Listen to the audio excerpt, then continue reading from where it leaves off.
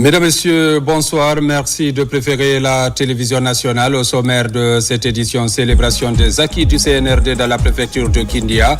Ce vendredi a été marqué par des prières et bénédictions pour la réussite du programme initié par le chef de l'État en faveur des populations. Immersion gouvernementale en Haute-Guinée, plusieurs réalisations dans la préfecture de Kérouani visitées par le Premier ministre et son équipe, des réalisations saluées par les bénéficiaires. Partout, Amadou Riba rassure sur la poursuite des actions du gouvernement pour le développement de la localité. Congrès de la Fédération africaine de cyclisme au Caire en Égypte, la Guinéenne Aminata Mara intègre le bureau exécutif élu par 46 délégués. Ce choix vient booster les efforts de la Fédération guinéenne de cyclisme pour l'émergence de cette discipline dans notre pays. C'est tout pour les titres. Une fois encore, bonsoir et merci de me recevoir chez vous. On ouvre ce journal par ces décrets. Décret D 2025-0022 PRG CNRD SGG portant déclassement du domaine de l'aéroport de Mafereya au profit de l'État. Le président de la transition, sur proposition du ministre de l'Urbanisme, de l'Habitat et de l'Aménagement du territoire, chargé de la récupération des domaines spoliés de l'État, vu la charte de la transition, décrète. Article 1er. Le domaine objet du titre foncier numéro 21 345 /2018 TF du 4 janvier 2018 d'une superficie de 6 429 hectares, 27 à 99,4 CA, situé à Mafereya dans la préfecture de Forêt-Caria et initialement destiné à un aéroport international est désormais destiné à un usage mixte. Article 2. Ce site fera l'objet de restructuration et de régularisation au profit de l'État et ce, conformément aux dispositions des articles L.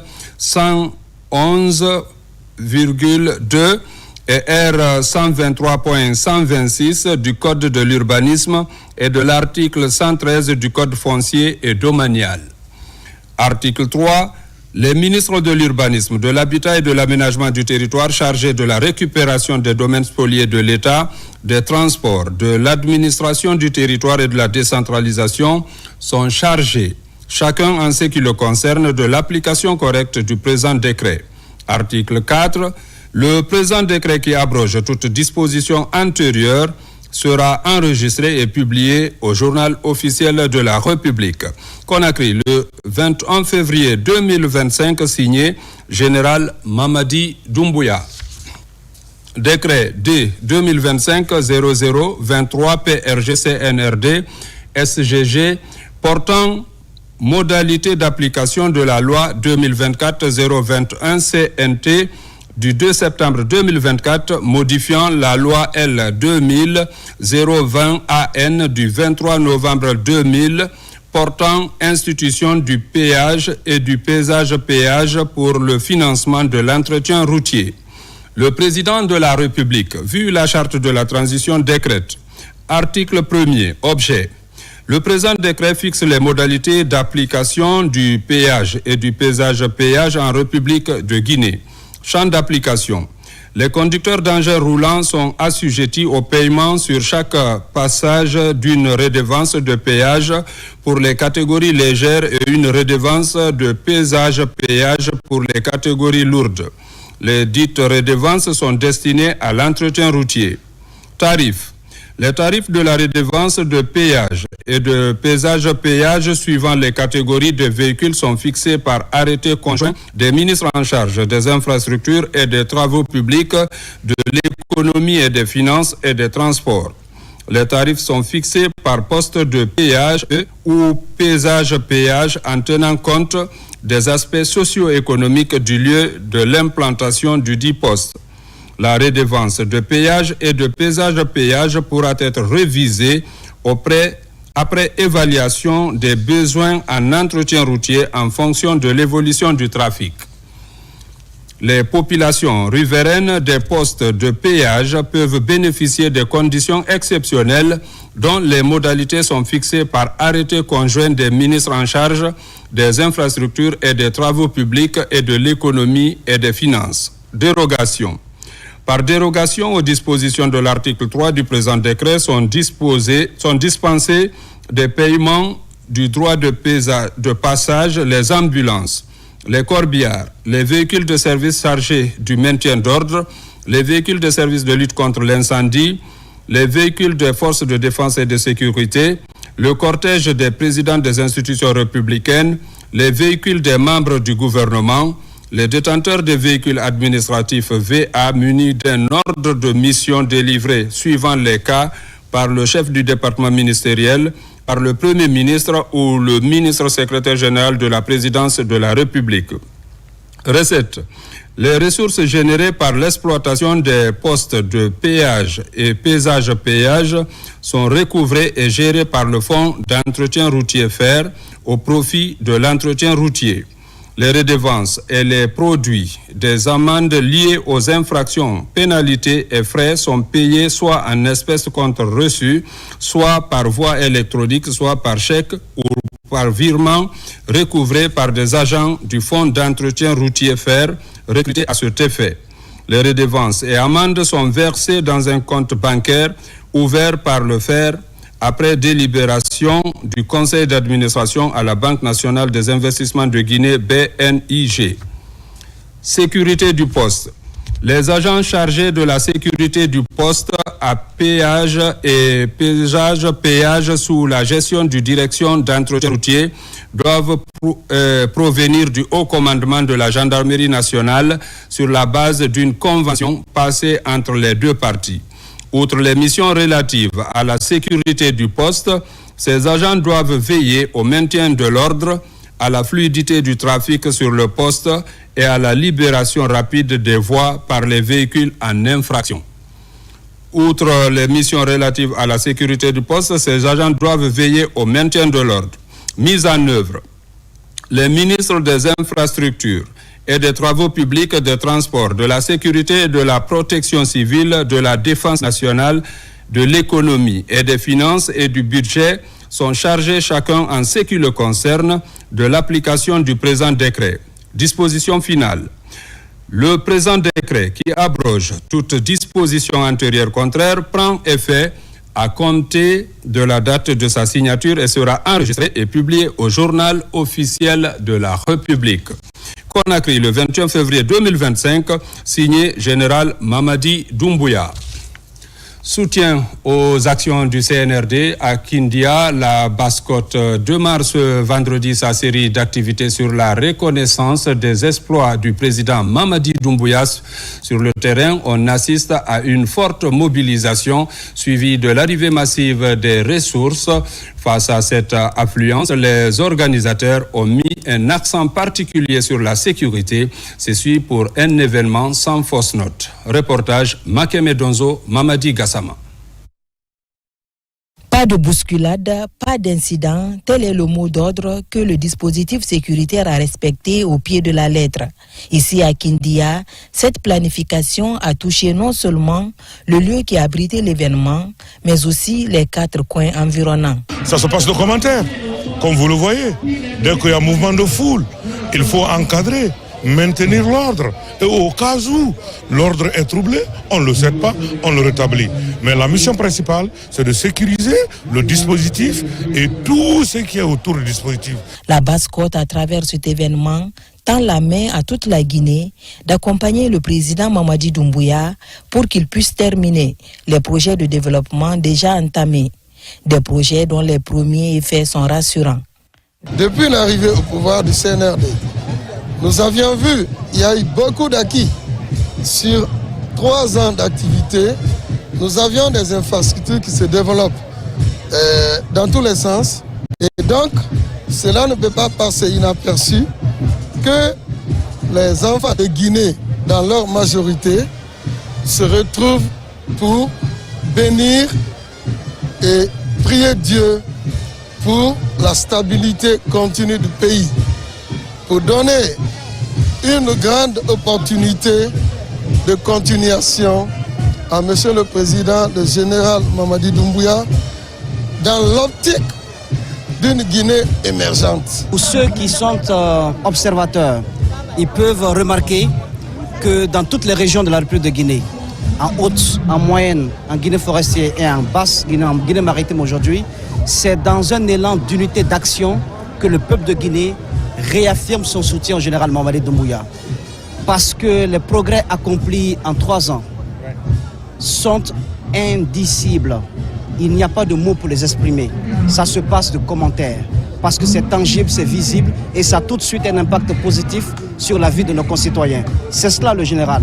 L'éloquence par les actes et non par le verbe. Vu le nombre de personnes qui ont répondu à l'appel de la Basse-Côte en ce vendredi 5, la grande prière a été dirigée par le premier imam à la place des Martyrs à Kindia. Précisons que ce vendredi 21 février 2025, le ministre secrétaire général de la présidence de la République était l'hôte des populations de Kindia. Le général Amara Kamara a été chaleureusement accueilli par la notabilité de la contrée de Kania.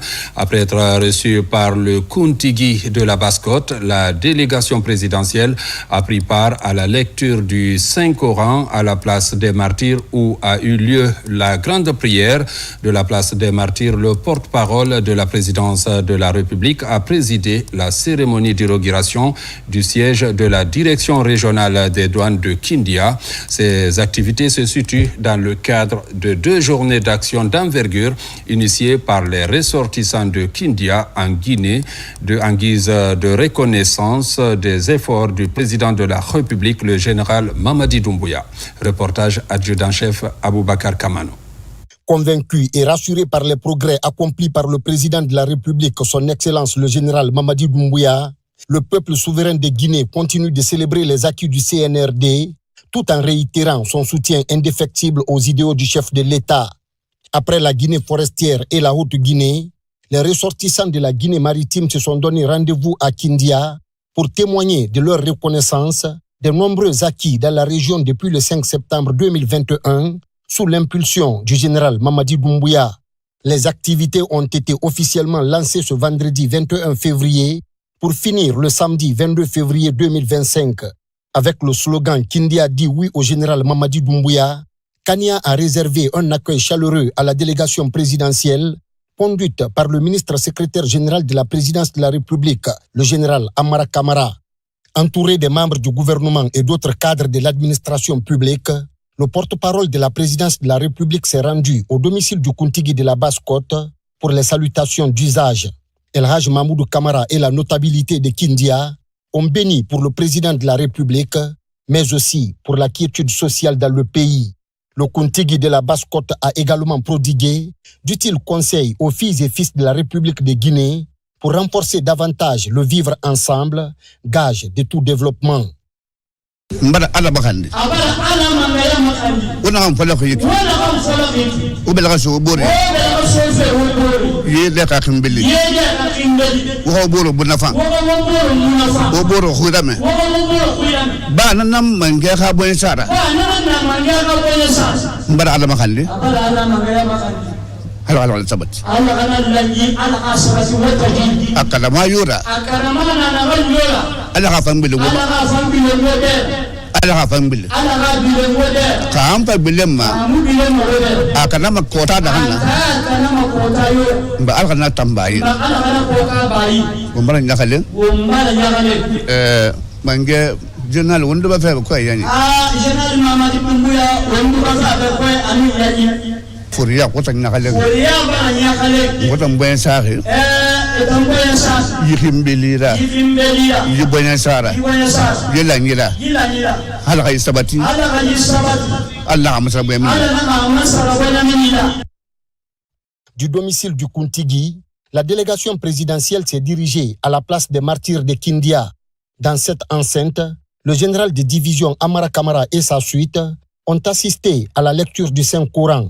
Des prières et bénédictions ont été dites pour la paix et l'unité nationale, mais aussi pour le président de la République, son Excellence, le général Mamadi Doumbouya, et tous les Guinéens. Warfa darajatina bifadilati al-Qur'ani wa kaffir anna sayyi'atina bitilawati al-Qur'ani يا ذا الفضل والإحسان اللهم ارزقنا بكل حرف من القرآن حلاوة وبكل كلمة كرامة وبكل آية سعادة وبكل سورة سلامة وبكل جزء جزاء. Pour la circonstance, la grande prière du vendredi saint s'est tenue ici même à la place des martyrs sous les auspices du premier imam de la mosquée Faisal, El Haj Mamadou Saliou Kamara. Inna wal insa illa liya'budun. Wontan hambim migira anun hambiri yinera wa mudag sesema fo xamari taala kerim batu atomu lamma fo wallan nalan yi ala nan singa won khilama ala nan singa won khilama ana hamu ana wa'tasimu bihablillahi jami'an amma fa wala tafarraqu ana ngafala wobe wayu gwena wadinera ala mudine sahi womake alo manga sayto luwa sama womatu ala beke nune beke mara tota la gine boye sahi mtandode ala nama boye sama sara boye ma fi khaira ala nama boye sama sara boye ma fi khaira ala nama boye sama sara afi di boye ma fi khaira afi di nambare ala wona tangana sewa na mo bato bedi mo hala mara si kere yifi woma be kere mara la gine biri mi gine mi ni sagora ba igbe mara ina mi isembe tona ina mi sagora ba igbe mi sembera atawo girana ina manafuli soto iwali nafuli ga kenya nafuli ni tinana na baba aitanangi kono ala nangbara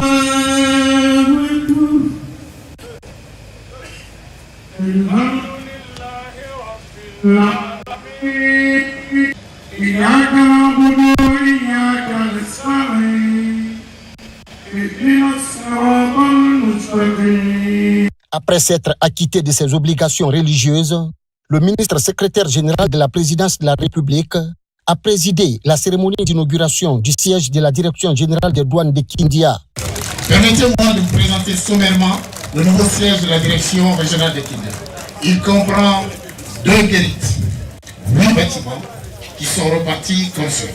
Le bloc administratif, le bloc pour la brigade mobile régionale, le bloc pour le logement du directeur régional, le bloc pour le logement du directeur régional adjoint, le restaurant, la boutique, le bâtiment de 4 cabines pour les agents. Messieurs les membres du gouvernement, en plus des infrastructures flambant neuves que vous constatez maintenant ici, vous avez visité d'autres grands chantiers en cours dans les régions douanières de Zérekoré, de Ganga, de Farana, en cours de votre université. Mesdames et messieurs, ces nouvelles infrastructures viennent non seulement améliorer l'image des douanes guinéennes, mais et surtout améliorer les conditions de travail de l'ensemble du personnel douanier. Nous sommes venus ici pas pour parler, parce que quand vous avez un chef efficace, dont la qualité principale est le silence, dont la qualité principale est l'action, il ne faut pas discourir. Il ne faut pas lire des discours, il faut montrer des œuvres concrètes. Et c'est pour ça qu'on est là aujourd'hui. Pour dire que les enfants de la Basse-Côte, les enfants de la Guinée maritime, ils ne se sont pas unis pour juste, par la démagogie, pour montrer qu'ils sont derrière ce chef de l'État, le bâtisseur, le général Mamadi Doumbouya. Ils sont derrière lui. Ils sont derrière lui parce qu'il parle peu et il pose des actions concrètes. Ces infrastructures ainsi que d'autres déjà réalisées et celles en cours d'exécution en faveur de l'administration douanière dénotent de la volonté du président de la République, son Excellence le général Mamadi Doumbouya, de doter l'administration guinéenne des infrastructures dignes de nom. C'est un honneur et un privilège pour moi et la délégation qui m'accompagne de présider cet après-midi cette cérémonie d'inauguration de ce siège de la direction régionale des douanes de Kindia. C'est une preuve de réalisme, de concret du chef de l'État depuis le 5 septembre que nous venons encore une fois mettre à la disposition du peuple de Guinée. Et vous vous souviendrez que tout ça c'était difficile hier. Et comme nous l'avons souvent dit et répété, un pays, pour se développer, il faut un chef, une vision et un programme. Et comme un alignement de planètes, c'est une réalité aujourd'hui en Guinée. Jour après jour, brique après brique, nous sommes en train de bâtir ensemble des édifices et des conditions de travail pour notre administration. Aujourd'hui, le bénéfice, c'est la douane, certes, mais d'autres secteurs aussi en ont bénéficié et continuent à bénéficier. Nous voulons juste dire aux utilisateurs de ces locaux d'en faire très bon usage, de l'utiliser strictement pour les besoins du service et que Dieu vous garde dedans. Vive le président Mamadi Doumbouya. Je vous remercie. Au compte de cette première journée, le ministre secrétaire général de la présidence de la République, le général Amara Kamara, a aussi pris part à la cérémonie de remise des diplômes aux 100 fonctionnaires intermédiaires de l'administration déconcentrée de la Guinée maritime. Ce samedi 22 février 2025, une marche pour la paix et l'unité nationale dénommée Marche de rassemblement aura lieu ici même à Kindia, la ville des agrumes. Parlant toujours de soutien au chef de l'État, le mouvement Charan Chérif pour la continuité du général d'armée Mamadi Doumbouya poursuit ses actions à l'intérieur du pays. Cette fois, il s'est rendu dans le district de Wassaya, situé à 36 km de la préfecture de Kouroussa, afin de s'imprégner de certaines réalités, notamment la réalisation des infrastructures sociales de base dans la localité. Le compte-rendu avec Kerfa La Presse Camara. L'accueil réservé à la délégation du Mozakod à Wassaya a été des plus chaleureux. Dans une ambiance festive, les jeunes, femmes et sages se sont mobilisés en masse pour célébrer leur arrivée. L'événement a également été l'occasion pour les habitants de mettre en avant les infrastructures réalisées grâce aux contributions des fils et filles de la localité, qu'ils soient résidents ou ressortissants. Grâce à la bonne volonté des ressortissants, résidents et ceux de l'extérieur qui se sont donné la main pour mettre des blocs administratifs en place, du sous-préfet, le logement, y compris le logement du commissaire, des écoles, des postes de santé, des terrains de football et tant d'autres comme des franco-arabes, afin que l'autorité puisse nous aider pour changer notre statut de district pour être une sous-préfecture de la Guinée. Vraiment, c'est une joie excessive, une jubilation que nous avons pu mettre cette mobilisation en place pour montrer combien de fois le village de Wassaya, toute la localité, est pour le président de la République. Convaincu par les efforts déployés par la population pour le développement de leur localité, le président du Mozakod a salué cette initiative citoyenne.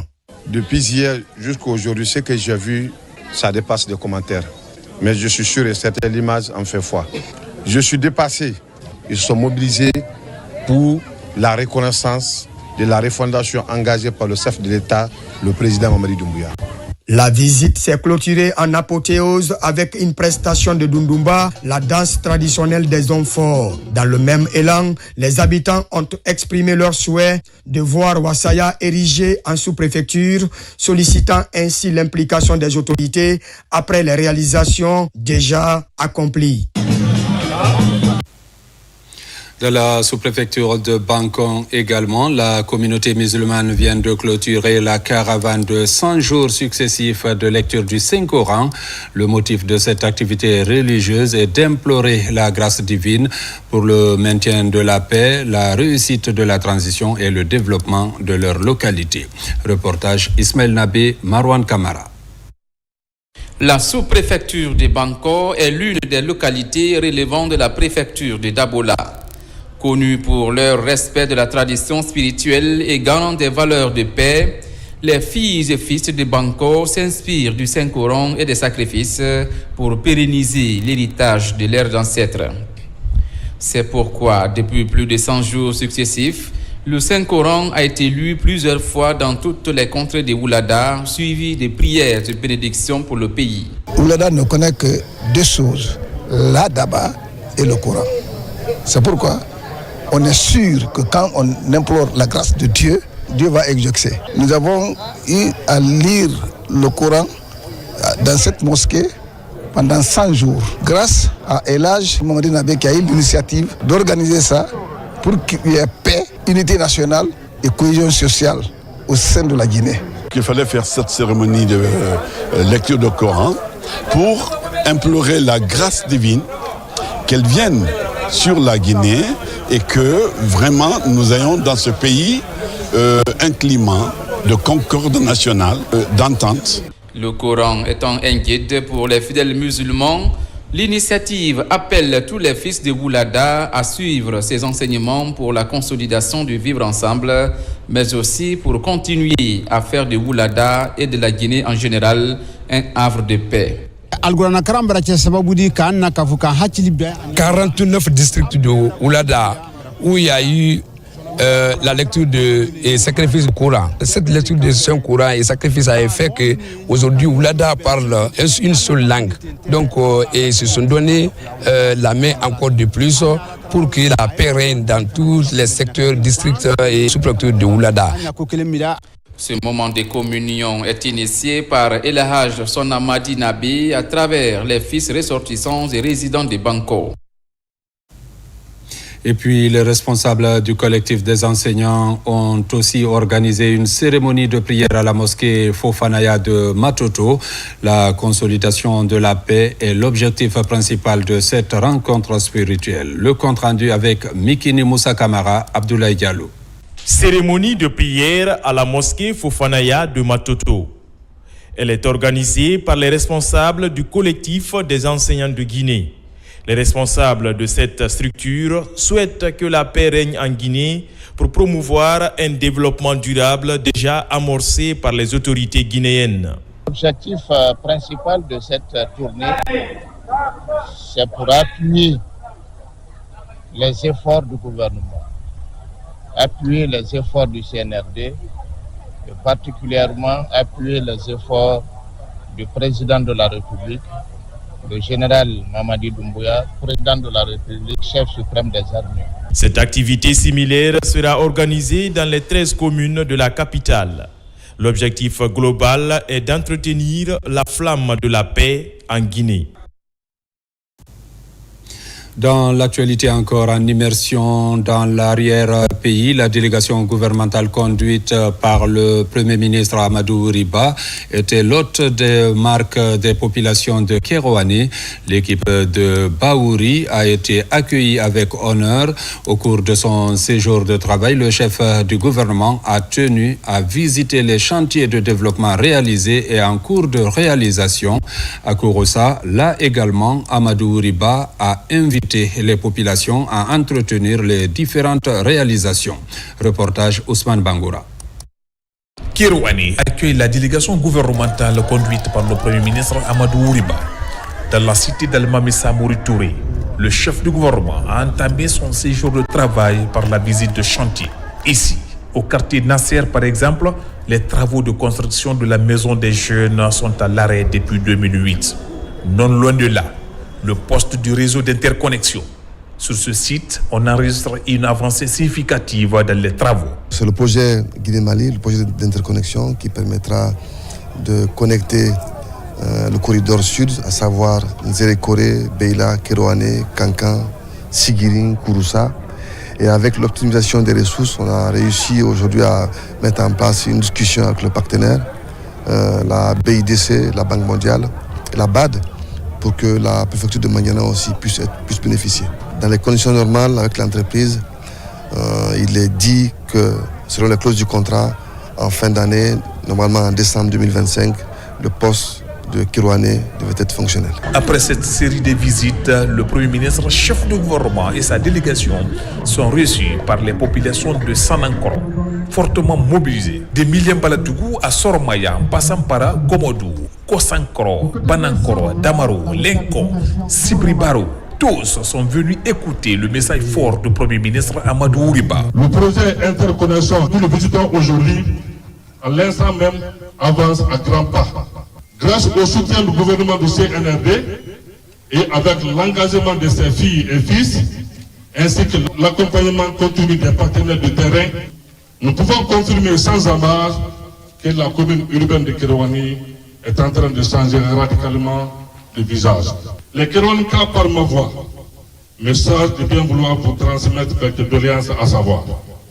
Le bâtiment de la nationale Kankan-Beila via Kérouani. L'augmentation et l'accélération des travaux de bâtiment de la voirie urbaine et le stade de proximité en arrêt depuis un bon moment. Prenant acte de ces préoccupations, le Premier ministre Amadou Ouriba rassure que des solutions concrètes seraient envisagées pour améliorer le quotidien des populations de Kérouani. Il est grand temps qu'à Kérouani, qu'on tire les leçons du passé. Pour que le fer, qui a pris la place du diamant, ne soit pas encore une nouvelle fatalité qui laisserait de côté les populations de Kérouani. Chacun d'entre nous, par rapport au passif, a une part de sa responsabilité. En tant que gouvernant, en tant qu'administré, en tant qu'administrateur, nous avons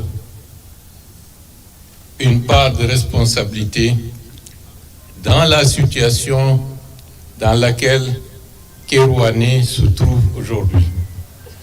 De Kankan à Kérouani, nous avons fait 4 heures dans la poussière. J'imagine le nombre de personnes qui habitent tout le long de cette voie, qui chaque matin respirent la poussière. En termes de santé publique, c'est un grand problème.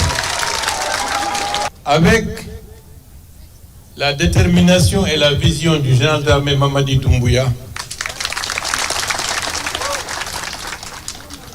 nous allons tout faire pour que le plus rapidement possible, que de Beila à Kérouani et de Kérouani à Kankan, que la route soit bitumée. De Kérouani, direction Kouroussa, où la délégation gouvernementale a été accueillie avec honneur. À la Maison des Jeunes, la population a réservé un accueil chaleureux à la délégation, témoignant de l'adhésion des habitants de Hamana à cette démarche de proximité. Cette noble et historique mission que vous conduisez constitue pour les cadres et les populations de Kouroussa une occasion de témoigner leur entière satisfaction de ce qui est fait, ce qui se voit et ce qui se fera d'ici l'an 2040, période des grands espoirs pour tous les Guinéens. Depuis le 5 septembre 2021, les Kouroussaka, à l'instar de toutes les autres populations de notre pays, ont compris que le rêve au bonheur tant attendu est devenu enfin une réalité. Après avoir écouté les différentes doléances, le Premier ministre réaffirme l'engagement du président Mamadi Doumbouya à garantir un développement équilibré sur tout le territoire, en corrigeant les lacunes du passé et en renforçant les infrastructures essentielles. Les femmes et les jeunes, préparez-vous pour la prochaine campagne agricole. Nous allons mettre des moyens, des crédits à la disposition des groupements, non pas à travers une structure étatique, mais à travers les réseaux de microfinance comme Crédit Rural par exemple, pour qu'il y ait suffisamment de crédit pour que les gens aillent travailler la terre. Cela permettra de créer un espace où chacun se dira « je suis utile à quelque chose » pour moi-même d'abord et pour les autres ensuite. Population de Kouroussa, vous avez le salut du général Mamadi Doumbouya. La mission gouvernementale promet d'intensifier le suivi des chantiers et relance des projets de développement à travers tout le pays, afin de mener à bien les réformes courageuses enclenchées par le président de la République, le général d'armée Mamadi Doumbouya. Au compte de l'immersion gouvernementale toujours dans la région de Kankan, le ministre de l'Enseignement supérieur a visité plusieurs structures relevantes de son département.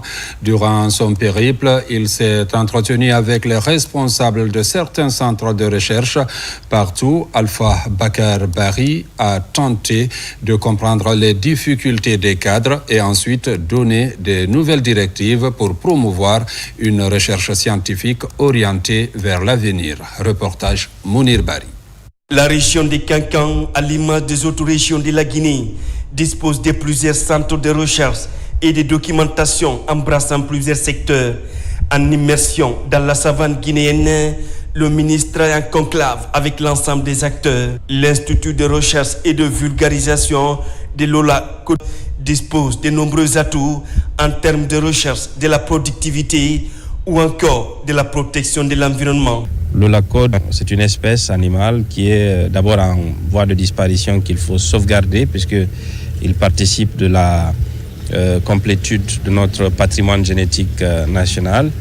En deuxième lieu, il participe à la sécurité alimentaire puisqu'il est très consommé par les populations. Et donc son élevage permet à la fois d'offrir une variété d'aliments à nos compatriotes. Je suis très heureuse de rencontrer Monsieur le ministre. Le fait qu'il est venu visiter notre centre, s'enquérir des réalités que nous vivons à Cancan, ça m'a fait vraiment plaisir. À l'Institut de recherche et de vulgarisation de Lola, que de culture en passant par le CREDEC, le jardin botanique jusqu'à l'Institut supérieur de formation à distance, aucun détail n'a été occulté. La relation qui existe entre notre centre d'IRVAG et le groupement de femmes maraîchères, c'est que nous avons une interdépendance. Donc, elles utilisent les déchets de la côte que nous avons ici pour fertiliser leur sol. Ça leur donne de très bons rendements. Aussi, quand ils produisent, alors des fois nous procurons des éléments qui sont là-bas vraiment pour l'alimentation de la population. Durant ces périples, le chef du département confère avec les étudiants, chercheurs et encadreurs des échanges dont l'objectif est d'orienter la recherche vers le développement. Une vision qui devra se traduire en actes concrets pour lutter efficacement contre les feux de brousse et autres effets anthropiques. L'autre défi est de veiller à la prévention et la lutte contre le braconnage. Renforcement aussi de la coopération scientifique internationale, des accords et partenariats scellés avec des partenaires et certains départements sectoriels.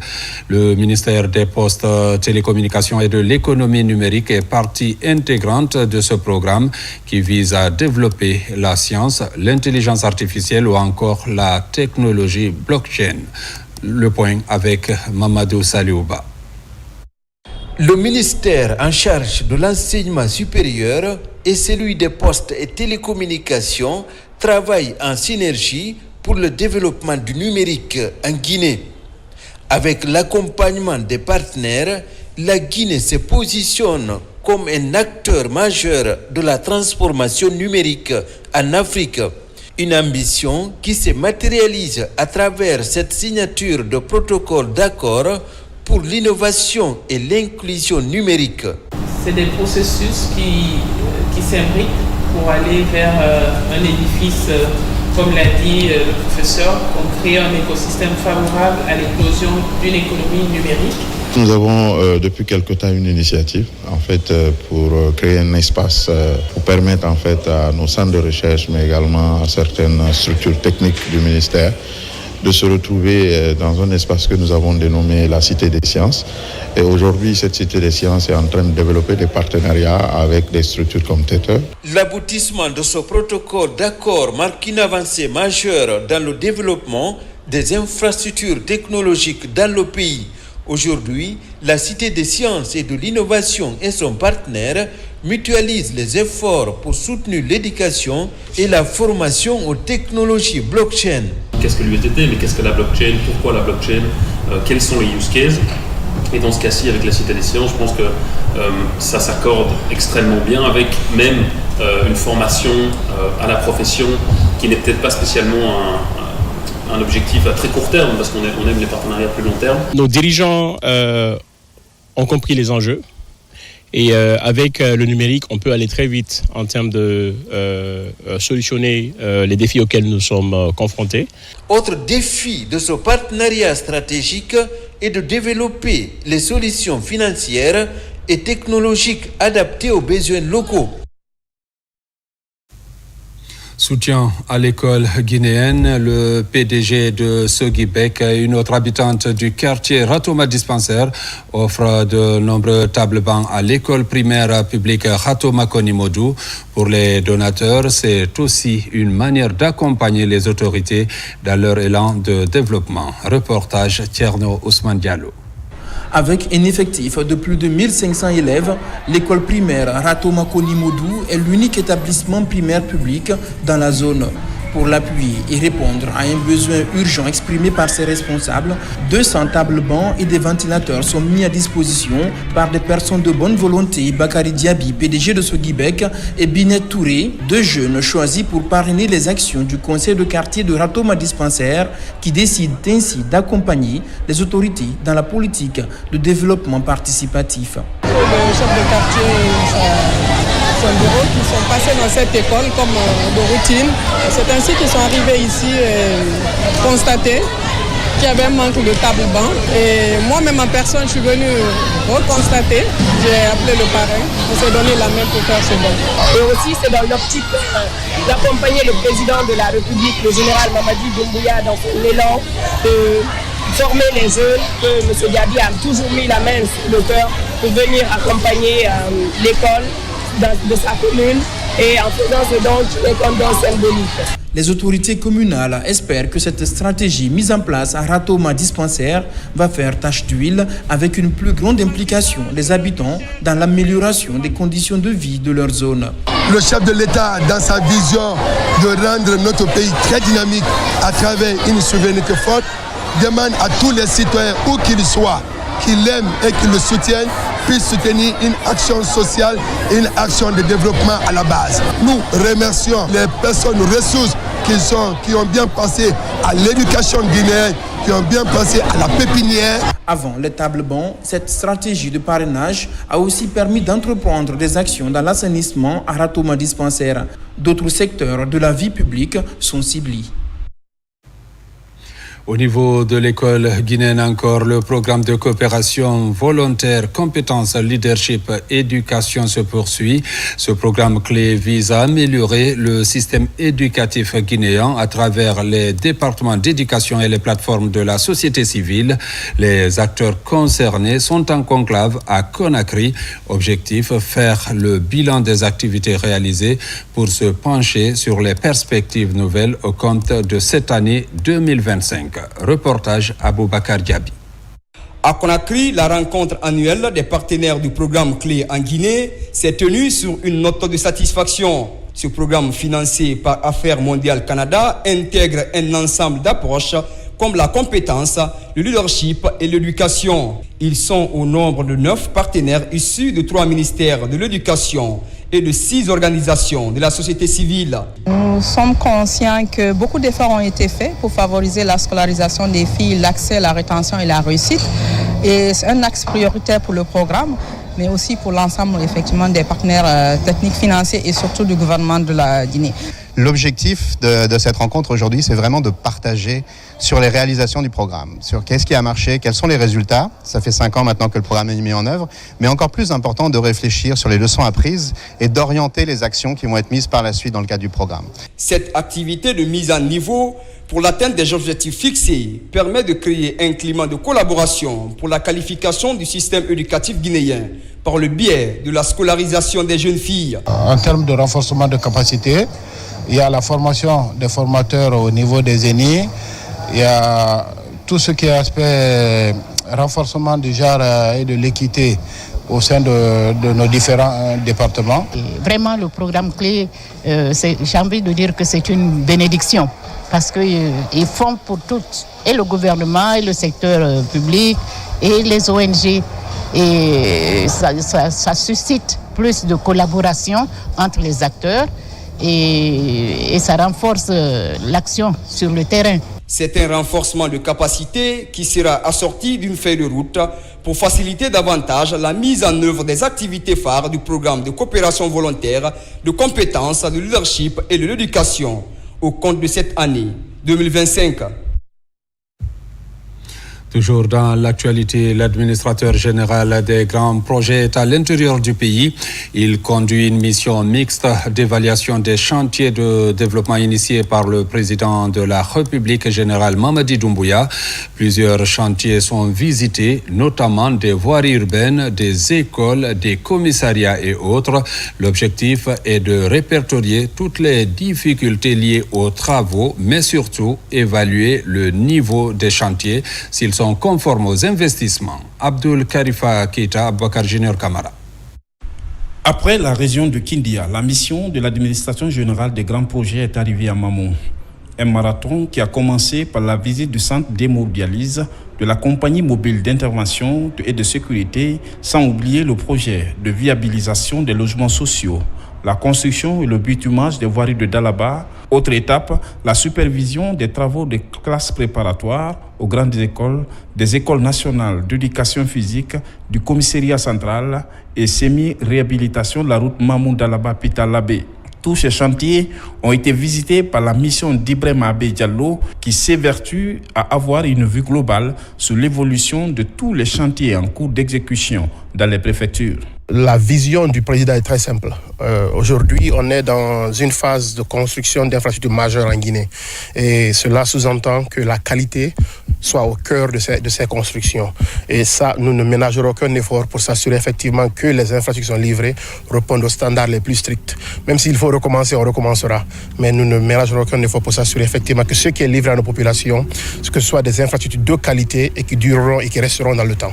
Globalement, ce chantier de développement se réalise dans les règles de l'art et les travaux qui ne répondent pas aux normes et qui enregistrent du retard sont identifiés afin d'apporter des solutions idoines. Alors l'entreprise Enigma évolue sur le lot 2. Le lot 2 concerne beaucoup plus l'aménagement, le VRD+, les grandes salles multidisciplinaires, la piscine semi-olympique. À date, nous avons un pourcentage d'évolution évalué à près de 24% par le bureau d'études de contrôle et de supervision. Je remercie la CGP pour la visite. Ce sont nos patrons, ils ne se sont pas limités au rapport que nous leur transmettons. Ils ont jugé nécessaire d'être sur le site pour voir comment les travaux évoluent et nous sommes contents. Ces projets de développement sont prioritaires pour le président de la République. Là-dessus, toutes les recommandations du chef de l'État sont rappelées aux entreprises pour le respect des délais contractuels, mais aussi la qualité des travaux. En plus bref, l'ordre des experts comptables et des comptables agréés de la République de Guinée porte à la connaissance de tous les experts comptables et comptables agréés de Guinée de la tenue de son Assemblée générale ordinaire le vendredi 28 février 2025 à l'hôtel Noum à partir de 8h30. L'ordre du jour portera sur la présentation du rapport d'activité, la présentation du rapport financier, le projet de budget 2025 et les divers. Les forces de défense et de sécurité bénéficient d'un renforcement de capacité axée sur la santé et sécurité au travail. La Direction générale des pensions militaires et anciens combattants s'implique dans ce projet pour la réinsertion des hommes en uniforme. Caporal Mabinti Keita, correspondante de la presse militaire. La santé-sécurité au travail, la gestion du stress, l'intelligence artificielle sont les principaux thèmes de cette session de formation. Elle a regroupé une quarantaine de personnes des forces de défense et de sécurité venant des directions de l'armée guinéenne et les civils. L'initiative est de l'agence Référence Communication en synergie avec le cabinet HSEG et la Direction générale des pensions militaires et anciens combattants. Il y a des nouvelles formations qui viennent de Niente, à savoir le PT, les IA et la gestion des ressources humaines. Tout cet apprentissage-là, il serait impérieux pour les militaires et les civils, n'est-ce pas, d'être bien outillés pour pouvoir sauver des vies. Nous avons regroupé par l'appel de ARICOM PRI. Ce jour, c'est pour former un groupe de militaires et civils pour apprendre avec nous les gestes élémentaires de survie, la sécurité incendie et la gestion des produits chimiques. Ces 2 jours de partage d'expérience ont permis à ces cadres civils et militaires de développer des cas pratiques sur les premiers secours, ce qui leur permettra de sauver des vies. On a appris plein de choses, surtout dans le secourisme. Avec les forces de défense et de sécurité, ça a été vraiment une cohabitation Jamais vu. Ce séminaire nous est d'une grande utilité. C'est un plus sur notre formation. À l'unité, nous comptons reproduire la même chose. J'ai vu que les participants étaient très bien intéressés à ces cours, vu que les thèmes qui ont été abordés, ce sont des thèmes d'actualité. Nous recommandons à ces participants de bien assimiler de ce qu'on les a donné. Représentant la directrice générale des pensions militaires et anciens combattants, le directeur adjoint a invité les bénéficiaires à s'approprier du contenu de la dite formation. C'est pas le premier. Cette structure a toujours été en contact avec la DGPMOC pour le développement socio-économique. Il n'y a pas de petite formation. Cette session de formation est organisée en prélude à la cérémonie du Merit Awards Guinée, prévue ce samedi 22 février 2025, ici à Conakry. La promotion d'emplois productifs et durables au cœur des priorités, la Guinée et l'Organisation internationale du travail OIT décident de poursuivre leur partenariat. Le programme Pays pour le travail décent couvrant la période 2025 à 2029 est signé. Le nouveau PPTD met l'accent sur la protection sociale des travailleurs ou encore le respect des principes fondamentaux du travail. Reportage Mamadi Ternakamisoko. Sous les ovations de l'assistance, la Guinée et l'Organisation internationale du travail OIT décident de poursuivre leur belle et fructueuse coopération. Devant les acteurs clés du monde du travail guinéen, les deux parties signent le nouveau programme Pays pour le travail décent, couvrant la période 2025-2029.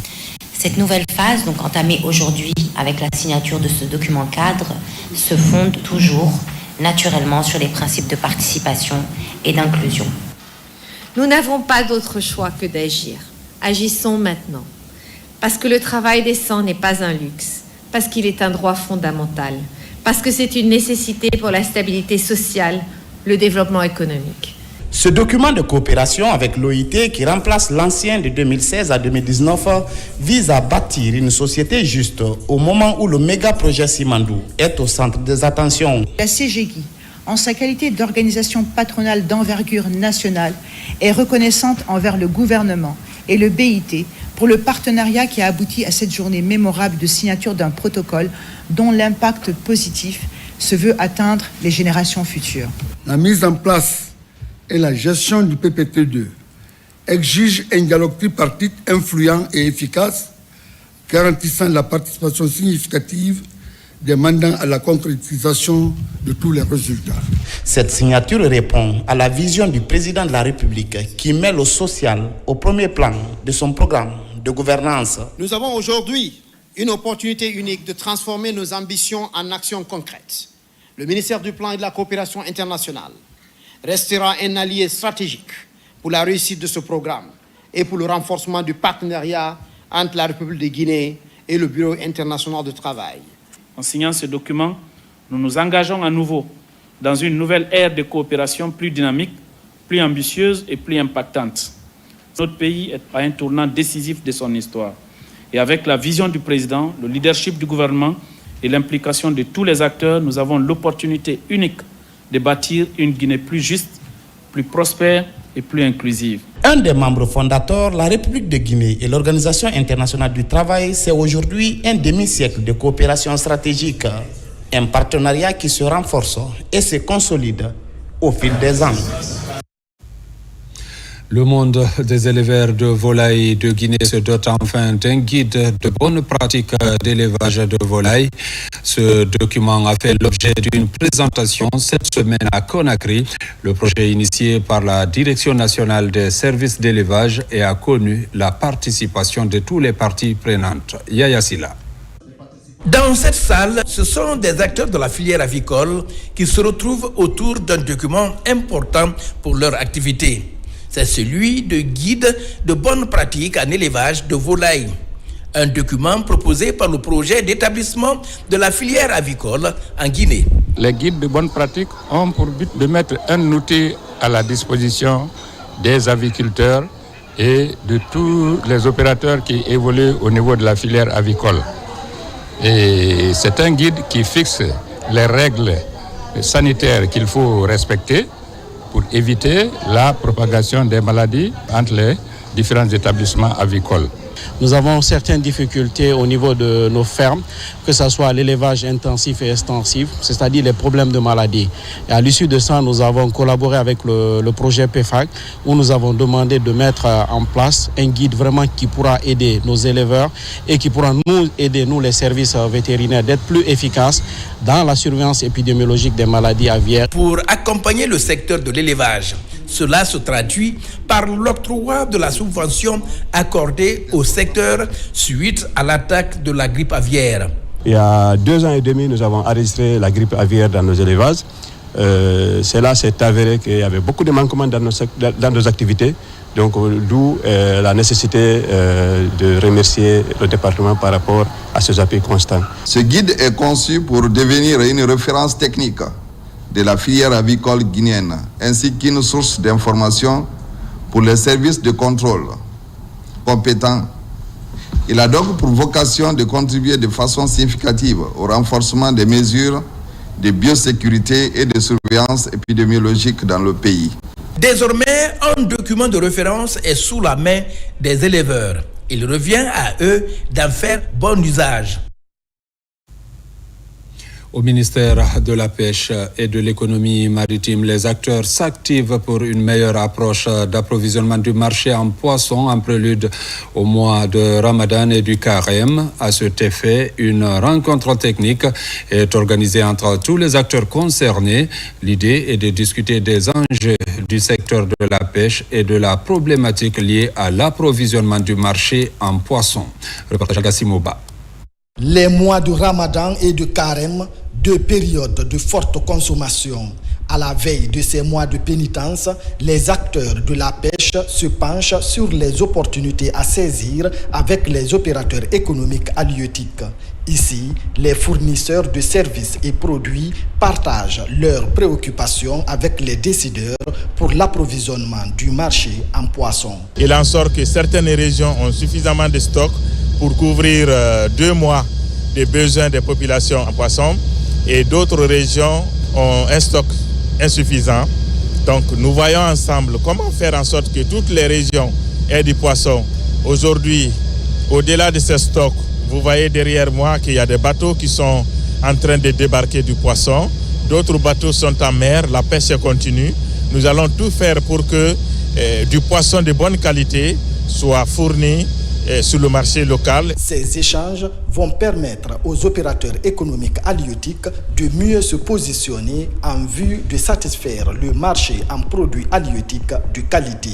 On vient de sortir d'une réunion technique avec le département de la pêche et je vous rassure que toutes les dispositions seront prises en vue de ravitailler la population guinéenne en poissons de bonne qualité et à bon prix. Nous savons que pendant le temps de pénitence, tout le monde souhaiterait avoir une bonne alimentation, même si on n'a pas les mêmes moyens. Et si on a du poisson pour satisfaire la clientèle pendant le Ramadan et le Carême, nous nous réjouissons de ces échanges qui portent fruit. Après ces échanges sur l'approvisionnement du marché en poissons pendant les périodes de pénitence musulmane et chrétienne, les autorités du département de la pêche ont assisté au débarquement de poissons pour les entrepôts frigorifiques afin de lutter contre la spéculation. À présent, parlons de la promotion rurale à Farana avec la validation du site d'implantation de l'usine de transformation de manioc dans la sous-préfecture de Bagnan. C'est une initiative de l'entreprise Skoda en partenariat avec le Fonds de développement des infrastructures productives. Reportage Ibrahima Woulem Fofana Silatikourma. La promotion de l'emploi par le biais de la transformation agricole, une priorité de la Société coopérative ouvrière de développement agroalimentaire et artisanale Skoda. Elle vient de conduire une mission conjointe à Farana, dans la sous-préfecture de Bagna. L'objectif recherché, c'est de lutter contre la pauvreté et créer l'émancipation pour les femmes, les jeunes et les personnes âgées. Il y a 300 groupements qui sont formés à Bagna, bancarisés. Ces 300 groupements-là représentent 9000 personnes. Et en emploi direct, dans l'usine qui va être construite, il y a 1000 emplois directs. Je vais dire aux jeunes de Bagna de prendre le courage, aider l'entreprise pour que l'entreprise la réussisse. Quand l'entreprise la réussit, c'est Bagna qui va réussir. Ici, les études environnementales ont donné des résultats satisfaisants. Un travail collectif des représentants des ministères du Commerce, de l'Environnement, de l'Agriculture et la direction du Fonds de développement des infrastructures productives. Et de venir nous enquérir de la réalité sur les sites que la société Skoda veut utiliser sur le territoire guinéen. À savoir, dans les préfectures dans lesquelles elle a déjà indexé et elle veut travailler. La première des choses, c'est que le site est éloigné du village. Ça, c'est un atout. Le site aussi appartient à toute la communauté. Donc là aussi, il y a une adhésion. J'ai recensé pas mal d'espèces végétales. Mais en conclusion, toutes les espèces qui ont été recensées ne sont pas sur la liste rouge de l'UICN et de la monographie nationale. Ici sera implantée l'usine de transformation de manioc en amidon, en farine et gari. Gestion sécurisée des pesticides à Kindia, des conseillers agricoles et agents de la Direction nationale de la protection des végétaux renforcent leurs connaissances dans ce domaine. Pendant 2 jours, ils ont passé en revue plusieurs techniques portant sur l'utilisation de certains pesticides sur les différentes cultures dans la région. Reportage à Falilou Diallo, Fana Labaya Kamara. La gestion sécurisée des pesticides et autres produits phytosanitaires, la problématique préoccupe les autorités du ministère de l'Agriculture et de l'Élevage, d'où cette rencontre de Kindia pour renforcer les capacités opérationnelles des conseillers agricoles et cadres de la Direction nationale de la protection des végétaux de la région. On est dans les préparatifs de la campagne agricole, donc la formation de ces conseillers agricoles va être d'une grande utilité sur le terrain parce que l'utilisation des produits phytosanitaires pose vraiment beaucoup de dégâts et beaucoup de problèmes au niveau des agriculteurs. Dans ça, nous avons comment importer les épis, où acheter les produits, quel type de produits on doit acheter, quels sont les comportements qu'on doit adopter pendant le traitement. Pour répondre à ces différentes interrogations, une phase pratique est organisée pour permettre à ces acteurs du monde rural de réduire les dangers liés à l'utilisation abusive des produits phytosanitaires. L'objectif clé de cette formation est d'outiller nos agents du ministère de l'Agriculture, en particulier nos conseillers agricoles et ceux de la protection des végétaux, à se munir des outils de gestion sécurisée sur les pesticides en Guinée. Après cette formation, mon rôle, c'est d'aller restituer d'abord à mes conseillers agricoles sur la gestion des pesticides, l'utilisation des pesticides, mais aussi au niveau des producteurs qui sont des profanes sur l'utilisation de ces produits et sur les cultures dans leurs zones respectives. Au cours de cette rencontre qui s'est écoulée pendant 2 jours, toutes les méthodes liées à une saine utilisation des pesticides ont été abordées. Ces conseillers agents agricoles se disent bien outillés pour éviter les pertes liées à l'utilisation de certains produits phytosanitaires. Ce vendredi, il est lancé sur toute l'étendue du territoire national la campagne de vaccination contre la poliomyélite 2025. Pour cette campagne, le programme élargi de vaccination veut toucher plus de 4 millions d'enfants de 0 à 59 mois. Le point avec Tierno Maroufba. Les enfants de 0 à 59 mois sont au centre de ce premier tour de la campagne de vaccination contre la poliomyélite 2025. Dans le Grand Conakry, l'opération mobilise plusieurs agents vaccinateurs. Il en est de même à Kindia, la ville des agrumes où les agents passent de ménage à ménage afin de toucher plus d'enfants. Et cette fois-ci aussi, la différence c'est quoi? C'est les 2 doigts, les 2 auriculaires, les 2 petits doigts qui seront marqués. Donc il faudrait que les parents le chassent, il faudrait que les vaccinateurs aussi le sachent, comme ils sont déjà formés. Donc nous avons les mobilisateurs sur le terrain qui passent l'information auprès des différentes familles. La population cible que nous avons 26 0 25. Nous avons 11 quartiers à couvrir et nous avons des mosos déjà qui sont sur le terrain. Nous avons 47 mosos qui sont sur le terrain qui ont déjà commencé depuis avant-hier. Aujourd'hui, c'est leur 3e jour. Ils vont continuer avec les agents vaccinateurs. Pour la campagne de cette année, le programme élargi de vaccination a introduit de la nouveauté. Il s'agit de la co-administration de 2 antigènes, à savoir le NVPO2 pour le variant du type 2 et le BVPO pour les variants du type 3 et 1. Dans la ville Carrefour et dans le 140, des stratégies sont mises en place par les autorités sanitaires de ces régions pour ne laisser aucun enfant de côté. Des stratégies porte-à-porte, des stratégies mobiles également, mais également il y aura des stratégies au niveau non seulement des frontières, mais également au niveau des barrages. Cette campagne de 4 jours a pour objectif de vacciner plus de 4 millions d'enfants contre la poliomyélite à travers tout le pays. À Zéro-Corée, les acteurs engagés dans la croisade contre cette maladie grave et invalidante sont mobilisés à chaque campagne. Pour le district sanitaire de Zéro-Corée, plus de 948 agents, comme je viens de le dire. 309 mobilisateurs sociaux qui ont déjà commencé à travailler 2 jours avant aujourd'hui. Ils sont passés de ménage en ménage, marquer les maisons pour indiquer aux vaccinateurs, voici déjà le nombre d'enfants qui se trouvent ici, voici le ménage là à visiter. Les 38 districts sanitaires du pays sont touchés par cette campagne. Dans la cité de Karamoka Alpha Moulabé, la vaccination porte-à-porte est l'une des actions choisies par les autorités. Dans la savane guinéenne, le combat contre la poliomyélite par la vaccination est de mise. Chers parents ici présents, de faire de la vaccination de vos enfants une priorité.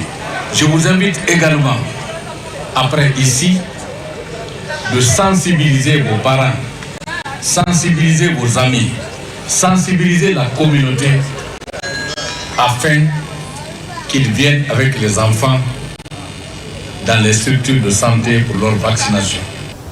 La vaccination n'est pas l'affaire des femmes.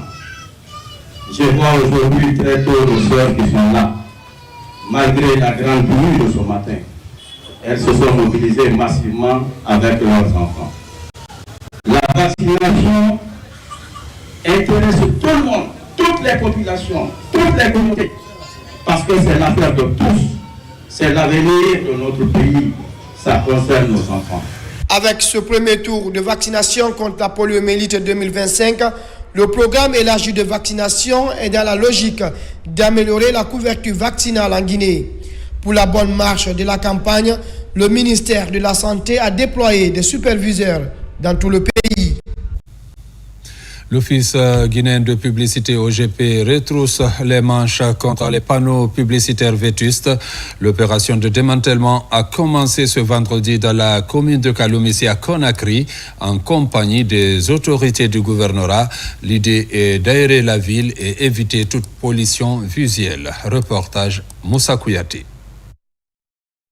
Cette opération de démantèlement a été lancée conjointement dans la capitale avec le gouvernorat de la ville de Conakry. L'objectif recherché est de donner une nouvelle image à travers des panneaux publicitaires. L'opération rentre dans le cadre du déguerpissement des encombrants physiques. Nous avons initié cette campagne d'assainissement de la ville de Conakry pour aérer d'abord Conakry. Parce que l'objectif primordial, c'est d'éviter la pollution visuelle autant qu'on évite la pollution environnementale. Donc des instructions ont été données par les plus hautes autorités du pays pour assainir, démanteler tous les panneaux vétustes pour continuer justement à embellir la capitale. Ces campagnes de déguerpissement contre les panneaux publicitaires vétustes entamées par l'OGP viennent s'ajouter aux efforts déjà entrepris par le gouvernorat de la ville de Conakry. Les deux entités, nous nous sommes mis en synergie d'action pour démanteler les panneaux vétustes, mais aussi il y en a par endroit le trop-plein. Qui veut embellir la ville doit aussi penser à ordonner l'installation de ces panneaux publicitaires qui sont de façon anarchique dans Conakry.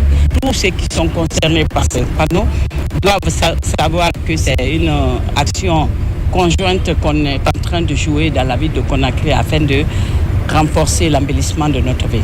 Les agents de l'Office guinéen de publicité sont attendus dans les autres communes de la capitale avant l'étape de l'intérieur du pays afin de débarrasser les villes des plaques publicitaires qui ne répondent plus aux normes.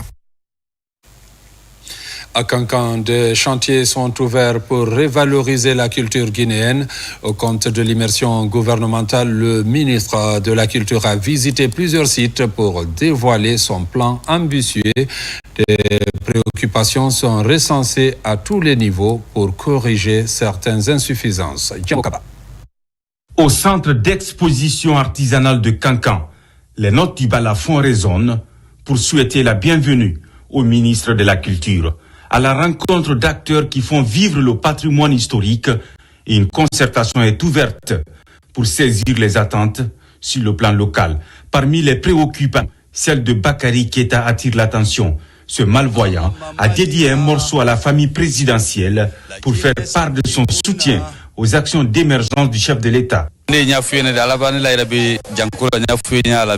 Malgré mon handicap, j'ai pu réaliser un morceau de reconnaissance à l'endroit de la maman nationale, Adjamandjoula Silla.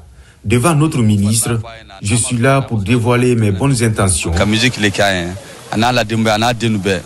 Sur le terrain, les motifs de l'immersion gouvernementale sont dégagés. Des séries de visites sont organisées pour s'enquérir des réalités.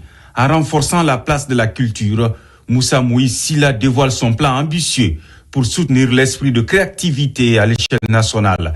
Dans ce plan, le futur siège des griots est pris en compte. Cette opportunité nous a permis d'exposer nos ambitions. Nous pensons que le ministre a bien saisi. Le plan annoncé nous rassure vraiment.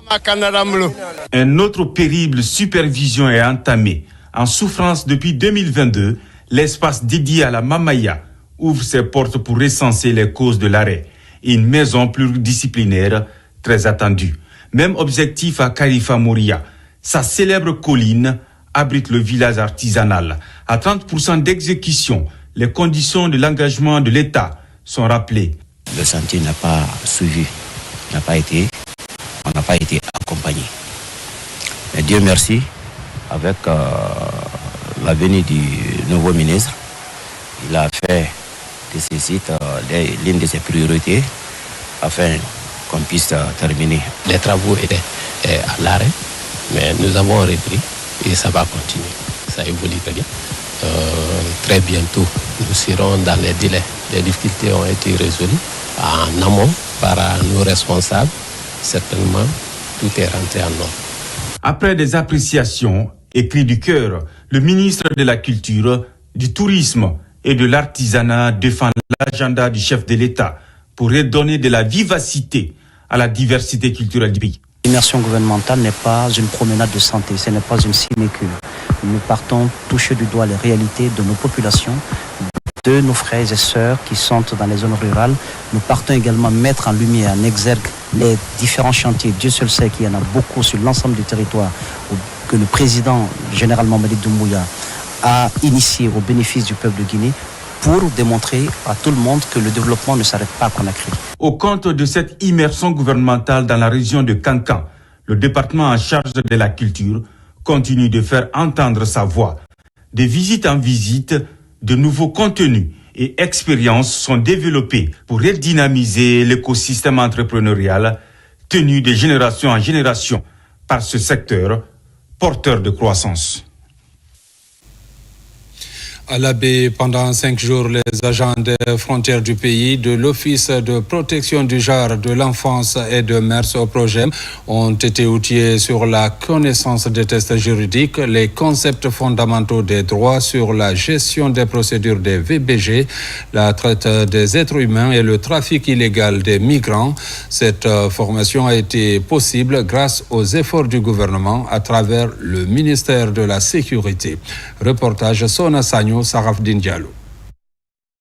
Les violences basées sur le genre, telles que le viol sur mineurs et l'exploitation économique des enfants, sont des pratiques néfastes qui gangrènent la société guinéenne. Il n'est de secret pour personne la préoccupation du gouvernement guinéen et de la communauté internationale des pratiques inhumaines dont sont victimes les femmes et les enfants. Ici, nous sommes dans le cadre de cette formation continue concernant les cadres de l'OPROGEM, agissant au niveau des frontières terrestres, maritimes et aériennes. Et nous avons abordé pendant cette période-là 4 thématiques. sur les connaissances des textes juridiques, les concepts fondamentaux des droits, la gestion des procédures des VBG, la traite des êtres humains et le trafic illicite des migrants et les cas pratiques. Désormais, ils sont armés pour lutter contre ces illicités. Nous avons appris les cadres juridiques et comment nous comporter. Ensuite, nous avons appris aussi comment recevoir les cas du VBG. Sur le terrain, nous serons 100% aptes d'appliquer ce que nous avons appris ici. L'instructeur a bien donné les cours, qui n'a ménagé aucun effort pour cette formation. J'invite aussi les autres femmes à suivre les formations de l'OPROGEM. Le gouvernement guinéen, aidé par ses partenaires techniques et financiers, attache du prix à lutter contre les violences basées sur le genre et la traite des enfants. C'est eu égard à cet état de fait que Monsieur le ministre de la Sécurité et de la Protection civile a jugé utile d'instruire la directrice générale de l'OPROGEM d'organiser une formation spécialisée uniquement pour les représentants de l'OPROGEM au niveau des différents postes frontaliers du pays, pour que l'impact soit visible sur le terrain. Cette formation que viennent de bénéficier les agents des frontières aériennes, terrestres et maritimes va leur permettre d'éviter les bavures et mieux contrôler la mobilité irrégulière des couches vulnérables au niveau de leur poste de contrôle. Je vous l'annonçais dans les titres, la Confédération africaine de cyclisme a tenu son congrès électif dans la deuxième quinzaine de ce mois de février au Caire en Égypte. La présidente de la Fédération guinéenne de cyclisme, Aminata Mara, a intégré le bureau exécutif de l'institution. La patronne du cyclisme guinéen a été portée par les 49 délégués présents. Cette élection sonne comme une révolution pour la pratique du vélo en Guinée. Abdoulaye Diallo, Fodé-Bari. Le travail acharné de la FEGI Cyclisme porte ses fruits. La relance des activités du vélo en Guinée à travers l'organisation du retour international réussi fait écho en Afrique. L'élection de la présidente Aminata Mara au sein du bureau exécutif par le vote des 49 délégués présents illustre l'engagement d'une dame dans la promotion du cyclisme dans son pays. J'ai été réélu par les autres membres de la CAC. C'est compte tenu de l'effort fourni par la fédération dans mon pays. Le drapeau guinéen flotte à l'heure là au niveau de notre siège. Je remercie mon ministère de tutelle, le comité olympique et les autres membres de la fédération. Aminata Mara, membre du comité exécutif de la Confédération africaine de cyclisme, est une opportunité des lendemains meilleurs pour la pratique du vélo en Guinée. Une consécration à soutenir pour le bénéfice des athlètes et l'image de marque du pays. Avant, on pouvait hésiter pour les nombres d'étapes. Mais je vous dis haut et fort qu'avec le cyclisme, on peut faire même les 8 étapes, comme le Burkina Faso, parce que l'État est en train de travailler sur nos routes. Le président, le père de la nation, aime le vélo. Je le prie d'organiser en 2025 là, le tour international. Ce nouveau bureau exécutif de la Confédération africaine de cyclisme est désormais dirigé par l'Ivoirien Dr Yao Ala Kwame pour les 4 prochaines années. Mesdames, Messieurs, c'est la fin de cette édition. Merci de l'avoir suivi et bonne suite de programmes sur la télévision nationale.